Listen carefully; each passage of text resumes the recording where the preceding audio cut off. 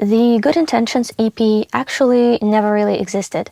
You see, at some point while I was still promoting my first solo project, I decided to try the method many independent musicians were using at the time, releasing singles as often as possible. And since I do everything on my own, my calculations showed that I could realistically release one song per month. And I lasted 3 songs and ended up hating the whole process with all my heart. You see, coming up with songs themselves wasn't the hardest part. I mean, I like writing music and I rarely have no ideas or a lack of inspiration. Turns out I just prefer working with a group of songs that share a common theme or mood. Although from the listener's perspective that may not be obvious at all. But anyway, releasing just one song felt like telling an unfinished story. Plus, those strict monthly deadlines did more harm than good. I know some people thrive under time pressure, but I'm not one of them. Although I'm actually very disciplined, maybe too much sometimes. I like routines, predictability, and sticking to a schedule. Also, I'm very aware of my possibilities and I don't suffer from perfectionism. I know exactly when it's time to stop and just release a song as is, because I did everything I could. And deadlines don't always align with that inner feeling of whether a song is ready or not. So I wasn't enjoying that monthly single grind at all. It felt like an endless race with no pause. Maybe some people can keep up with that pace, or maybe releasing singles feels totally natural to them. Well, lucky you. I tried it and it's just not my thing. And honestly, even as a listener, I never really liked when artists released singles out of nowhere, not as a part of an upcoming album or EP, just, some random drops out of nowhere. I've always preferred albums or at least EPs over singles. But I'm not saying that singles are bad. It's just not my favorite way to make music or to listen to it. During that one single per month sprint, I made Chances, In Love Alone, and Dear Violet, which later became the first 3 songs on the Good Intentions EP. And even though they were technically singles, deep down I knew they shared kind of the same mood and message. And I'm happy that these songs now exist together in one place. In addition, there was one more single included, released many years ago, but I'll get to that a bit later. I don't know if I really wanna know. Do you feel the same as I do? Anything at all? Chances is the first song on the Good Intentions EP, and it's about an unhealthy dynamic between 2 people when you know the relationship is full of red flags, but you still can let it go. You keep thinking maybe it could work, maybe you'll figure it out, even though deep down you know that's not true. And so you wait for either a complete disaster or some kind of miracle that never happens. And isn't it strange how we often know exactly what we need to do to fix a problem, yet we consciously choose not to do anything at all? In this song, the main character keeps their partner on a leash, figuratively of course, knowing that if they loosen their grip, the love will slip away. But love doesn't really exist anymore if one person has to hold on that tightly to something that's already broken. And I know sometimes despair takes over. You don't want to believe that the feelings aren't mutual anymore, so you pretend, you avoid, because facing the truth feels unbearable. And unfortunately, you just keep on giving chances to something that never changes, just like the main character in the song.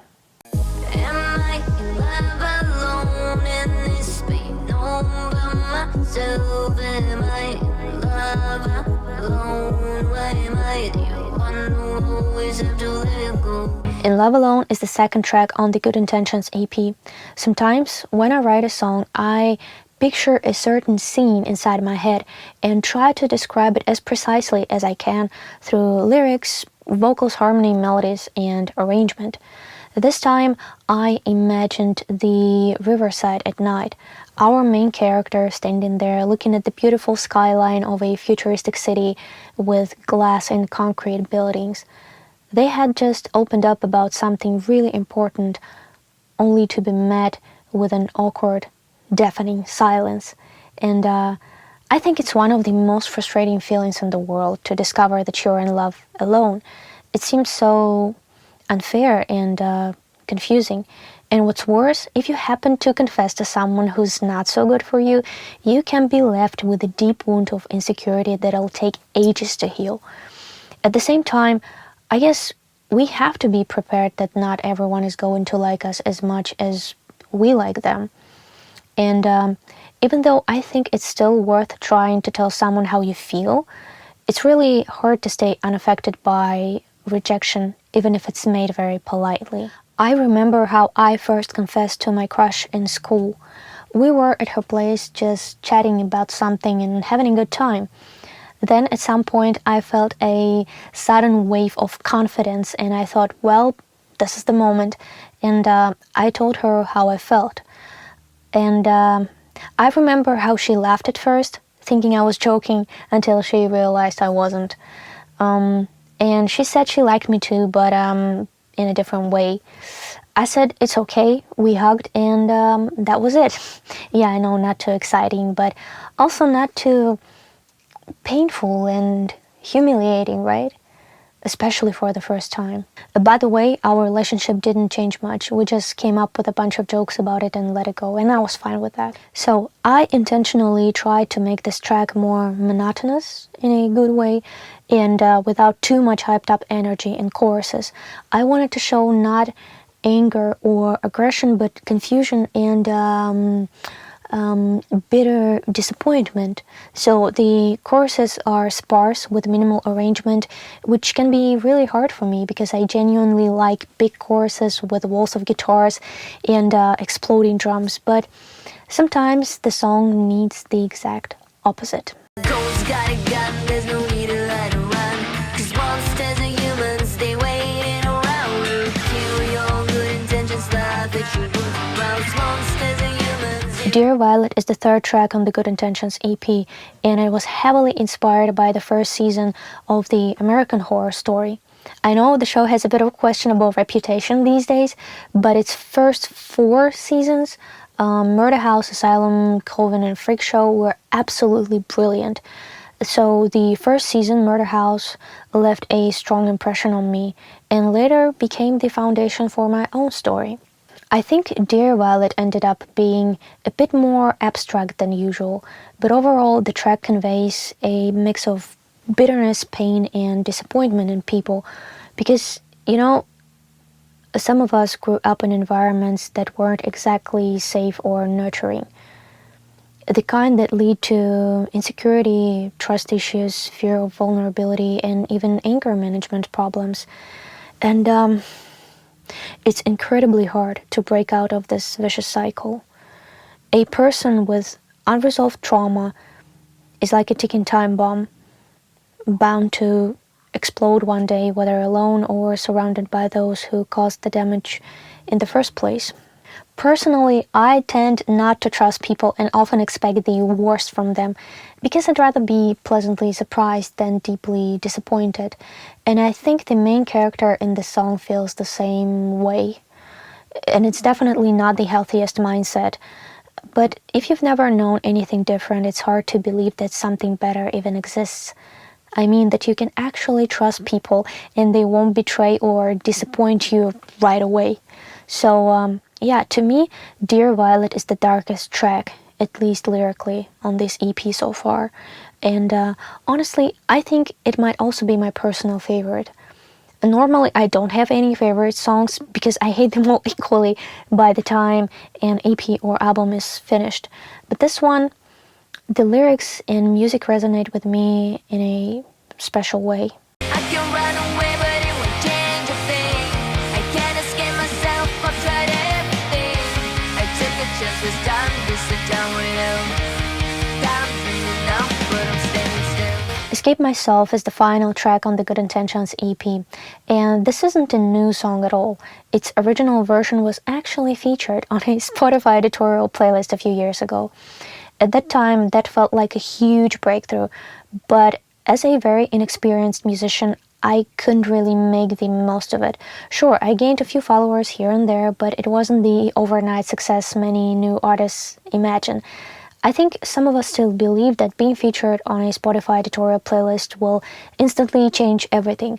But in reality, at least for me, it changed almost nothing.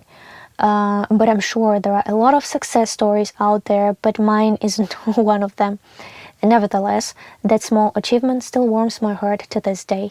The lyrics for the song were written a long time ago because it was originally meant to appear on my debut album, the one I released in January 2021. Then deleted, then re-recorded, and which I now plan to release, or rather re-release, this summer. But back then, I felt like Escape Myself didn't really match the vibe of that album, so I put the song aside, released it as a single instead, and eventually it became a part of the Good Intentions EP. I guess Escape Myself is about the fear of facing your own demons. First, you just ignore them. Then you try to please them with things or experiences. In more severe cases, you try to suppress these demons with different substances and behaviors that can destroy your body and soul. You try to run away, but they always catch up. And at some point, you begin to believe that neither time nor even death will be able to defeat these creatures. And I wish that instead of always trying to run away from myself, I could just stop, reach out, and say, "You're safe with me. Together, we can get through this too." I think the Good Intentions EP turned out to be an interesting and emotional project. These very different tracks somehow managed to fit together quite well, complement each other, and at the same time tell their own stories. To me, this EP centered around inner emotions and struggles, how we process failed relationships, how we cope with broken dreams, deal with an unaccepting society, and how we fight the demons hiding in our heads. And it's funny actually how I keep saying we, assuming that the majority of people feel the same way. Well, I guess like any other creator, I mainly express my own experiences, or sometimes those of others, but always through the lens of my personal perception. I think I say we because I want to believe that there are people out there who can relate to and understand what I'm trying to say. But anyway, the Good Intentions EP was definitely made with good intentions. And I keep forgetting to mention that even though I enjoy talking about my songs, my interpretation is just my opinion and simply reflects what I was thinking and feeling while creating a particular track. So each of you is free to give these songs your own meaning and interpretation.